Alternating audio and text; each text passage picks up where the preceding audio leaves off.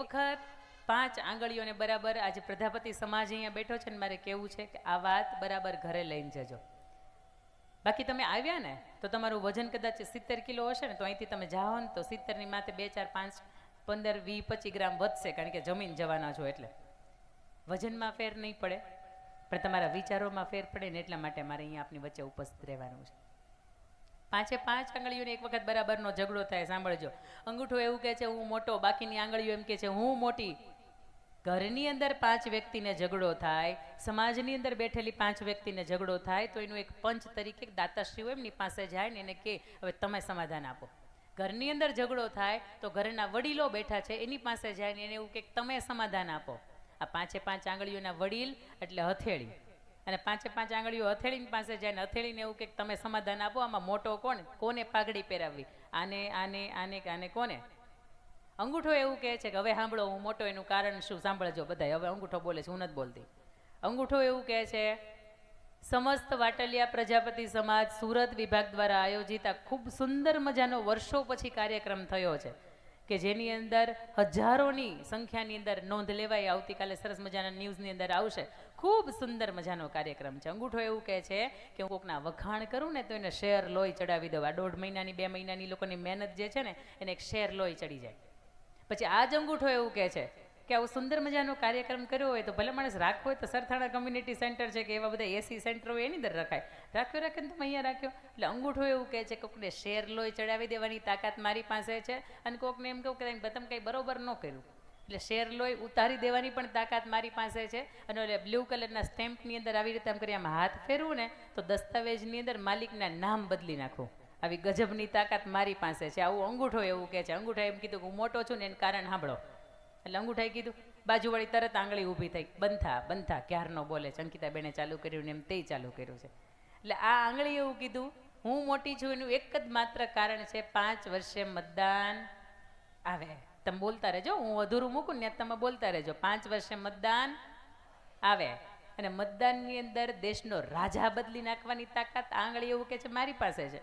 તું તો ખાલી દસ્તાવેજની અંદર માલિકના નામ બદલી શકે પણ હું તો દેશનો રાજા બદલી નાખું. આવી ગજબની તાકાત મારી પાસે છે. એટલે મોટી હું કેવો, પાઘડી મને પહેરાવો. એના પછીની ત્રીજી આંગળી તરત ઊભી થઈ કે સાઈઝ જો સૌથી મોટી હું છું. પણ એને ખબર નથી ને આપણે ગુજરાતીની કહેવત છે મોટા એટલા આ તમે બોલો છો, હું નથી બોલતી. એટલે મારી ઉપર પાછા કાલે માફી નહીં મંગાવતા. અને મોટા એટલે ખોટા એટલે કેવા ખબર છે? ઘણા નામથી મોટા હોય ને ઘણા કામથી મોટા હોય. અને નામ અને કામ બેયથી મોટા હોય ને એવા બહુ ઓછા હોય ને એ જે તમે અહીંયા આગળ શરૂઆતમાં 10 વ્યક્તિના સન્માન જોયા ને એ વ્યક્તિ નામથી એ મોટી છે ને એ વ્યક્તિ કામથી મોટી છે ને એ વ્યક્તિ દામથી એ મોટી છે. અને એટલા માટે એના સન્માન થયા. અને હંમેશા હું કલ્પેશભાઈ કહેતી હોય કે આ સમગ્ર ટીમના બીજાને મને નામ નથી આવડતા, મારા પ્રણવભાઈ એવા તમારા ઘરે. એટલે આ જ્યારે પણ દાતાશ્રીઓના સન્માન થાય ને એને શાલ હું કામ એને ઓઢાડવામાં આવે ખબર છે? એ શાલ તમે ઓઢો ને તો એ કંઈક 5 કે 6 ફૂટની હોય નહીં. એટલે તમારે ઉનાળામાં, શિયાળામાં, ચોમાસામાં ઓઢવી હોય તમારે ઓઢવામાં કામ ન લાગે. માત્ર તમારો પાછળનો વાહો હોય ને ઢકાય. પણ એ શાલ હું કામ એને ઓઢાડવામાં આવે ખબર છે? હું મારી દ્રષ્ટિએ અમે તાર્કિકતા કરીશ, મારા વરણના અંતે લગભગ 500,000 જેટલી શાલો ભેગી થતી હશે. એ શાલ એટલા માટે ઓઢાડવામાં આવે કે તમે આજીવન ઢંકાયેલા રહેજો, ખુલ્લા નહીં પડતા ક્યારેય. કદાચ તમારી અંદર નબળું પાસું હોય ને તોય તે તમારી અંદર ને અંદર રાખજો. આ સમાજ સુધી ન પહોંચે ને આની તમને વિનંતી છે ને એટલા માટે ઢકાવવામાં આવે એને. અને બીજું કે હારે પહેરાવવામાં આવે. તમારી સિસ્ટમમાં તમે નથી લીધા સારી વાત છે. ફૂલને એમ થાય 2 કલાક કે કલાક પૂરતા આપણે કોઈ કિંમત કરે અને પછી આપણા જય સીતારામ.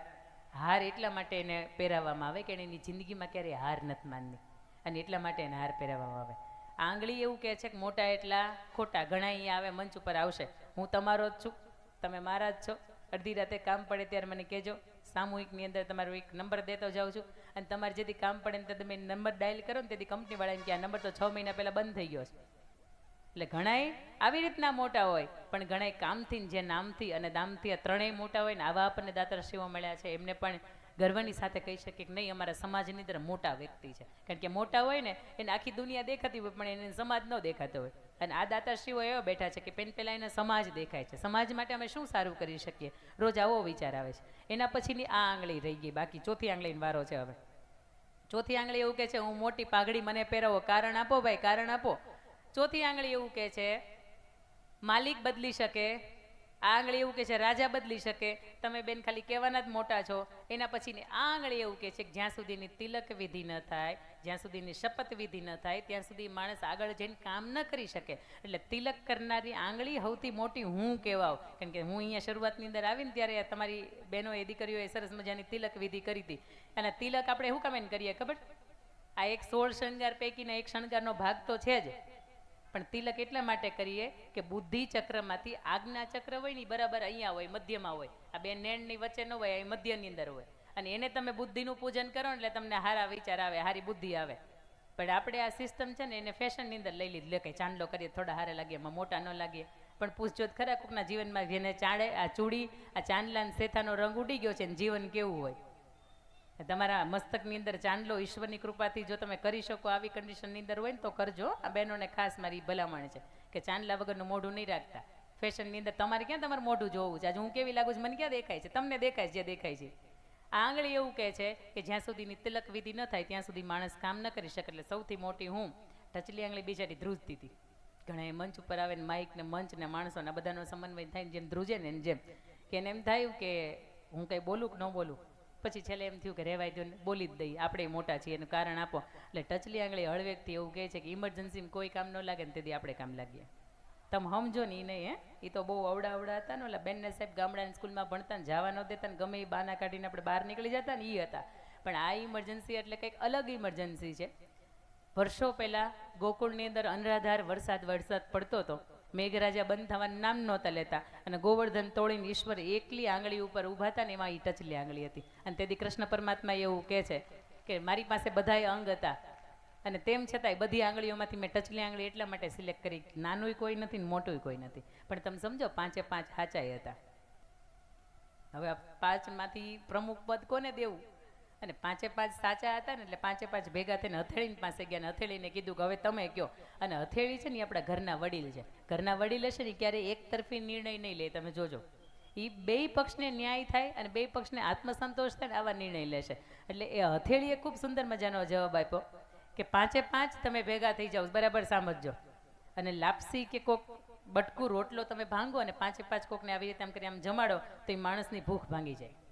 તમે 5 5 ભેગા થઈ જાઓ, પાણીનો આમ ગ્લાસ પકડો અને કોઈક માણસને આમ પાણી પીવડાવો તો એ માણસની તરસ ભાંગી જાય.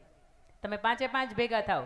આવી રીતના કાર્યક્રમો થાય. પ્રણુભાઈ, નરેન્દ્રભાઈ, અશોકભાઈ, આ કાર્યક્રમની અંદરથી ઘણા એવા પરિવાર હશે કે મારા દાદાના દાદા નહોતા બોલતા ને એટલે હજી અમે નથી બોલતા.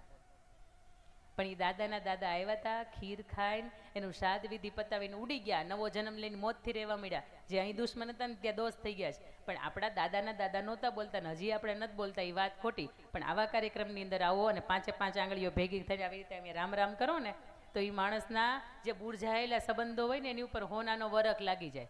5 5 ભેગા થઈને રામ રામ કરો તો. બાકીની 5 આંગળીઓની અંદર ચોથો મુદ્દો એવું કહે છે કે તમે 5 5 ભેગા થઈ જાઓ. જેમ કુરુક્ષેત્રના મેદાનની અંદર અર્જુન હારી ગયો હતો. અર્જુનને બધાને પોતાનાઓને જોઈને ના પાડી દીધી, ગાંડી મૂકો એક બાજુ, આપણે યુદ્ધ કરવું નથી.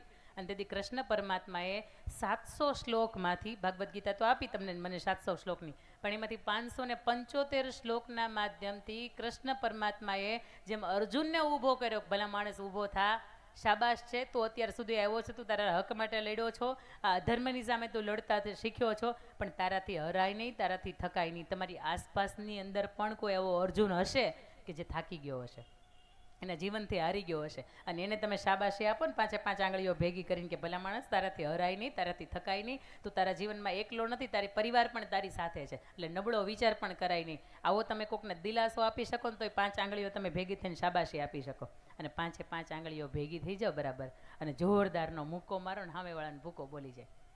કૃષ્ણ પરમાત્મા હોય તોય ભલે, આપણા વડવાઓ હોય તોય ભલે, આ પંચ બેઠો છે તોય ભલે, અને અહીંયા મંચના આગળના ભાગની અંદર ઉપસ્થિત દરેક વ્યક્તિને તમે પૂછો, દરેક વ્યક્તિ એવું કહે છે 5ને ભેગા રહેવામાં મજા છે. એ અમારો ઉત્તર વિભાગ હોય તોય ભલે, અમારા ભાવનગર વિભાગ હોય તોય ભલે, અમારા કામરેજ વિભાગ હોય તોય ભલે, અમારા સુરતનો વિભાગ હોય તોય ભલે, પણ જ્યાં સુધી સમસ્ત વાટલિયા પ્રજાપતિ જ્ઞાતિ ભેગી છે, આ 5 અલગ અલગ થઈ જાય ને તો બીજા 5 ઘર કરશે. સમજો, આ બહુ સિમ્પલ સાદી ભાષાની અંદર ઉદાહરણ છે, પણ 5 5 ભેગા થાવ ને તો સામેવાળાને એક ઝાપટ પડી જાય. ભેગું રહેવું શા માટે મહત્વનું છે ને એનું એક બીજું ઉદાહરણ, ઘરની અંદર બેનો હાવણો હોય ને, હાવણો ઘરની બહાર રહેતો હોય, એમાંથી હળી નીકળી જાય ને તો તમે બરાબરની હળી નાખો, બરાબરનો ઠપકારો, કારણ કે હારણો છે ને એ પુરુષની પ્રજાતિ છે, એ ભેગું થાય. હાવણી હોય ને હાવણી, એમાંથી ભાંગી ગઈ હોય ને પછી એનું શું થાય? ડસ્ટબિનમાં જ ફેંકવાની રહે. હાવણીમાંથી જે પીછી ખરી ગઈ હોય ને એ ભેગી નથી થતી, હાવણો હોય ને એ ભેગો થઈ જાય. એટલે સમજો, પુરુષોની વચ્ચે વાક વિવાદ થાય ને તો એ ભેગા થાય, પણ બહેનોની અંદર એક વખત થઈ ગયો ને ઘરની અંદર, તો બા બાની રીતે ચા બનાવે, જેઠાણી જેઠાણી રીતે ચા બનાવે, નળનબા નળનબાની રીતે હાલતા હોય, દેરાણી દેરાણીની રીતે હાલતા હોય, બિચારા વચ્ચે સસરા અને ભાઈ બે જે હોય એ ટીપાતા હોય, એ બે એની રીતે હાલતા હોય, ક્યાંય ભેગું ન થાય. એટલે ગલ્લા, પાનના ગલ્લા, એનું સર્જન એટલા માટે જ થયું છે. ઘર કંકાસ આમ વ્યક્ત કરવાનો સમય એટલે એ ગલ્લો. બાકી ગલ્લાની અંદર કંઈ એ લોકો માવાન પાનની પિચકારીઓ મારવા હાટું જ નથી જતા. એ ઘરમાંથી થોડોક હાશકારો જે હાય હાય ને હૈયાપીઠ છે ને એ હળવું કરવા માટે જાય. મેં તો ક્યાંય ઘણી વખત ગાડી મારી અમુક જગ્યાએ ઊભી રાખું ને તો મેં એ લોકોની વાતો સાંભળીશ. ઘણા વગડીઓ ન ખાવા જતા હોય, ઘણા ખાલી ધાણા દાળ ખાવા જતા હોય ને તો અહીંયા બે વાતો કરવા જતા હોય, પણ એ ઘર પરિવારની જ વાતો હાલતી હોય. પણ આ વાતના માધ્યમથી મારે તમને કહેવું છે, પાંચે પાંચ આંગળીઓની વચ્ચે જો ઝઘડો થાય અને વડીલો એવું કહેતા હોય કે પાંચે પાંચ ભેગા રહ્યો એમાં મજા છે, તો મારે આ વાતના માધ્યમથી આપને પણ કહેવું છે કે જ્યાં સુધી આપણે ભેગા છીએ અને એમાં મજા છે. આટલો મોટો ઉત્સવ કરવો હોય ને તો તમારી વચ્ચે સંપ ને સહને સંગઠન હોય ને તો જ થાય. બાકી અંદરો અંદર વિરોધ ચાલતો હોય, અંદરો અંદર બોલવાનું ડખા ચાલતા હોય, તો આટલી મોટી સંખ્યાની અંદર આપ પણ અહીંયા ઉપસ્થિત થાવ નહીં.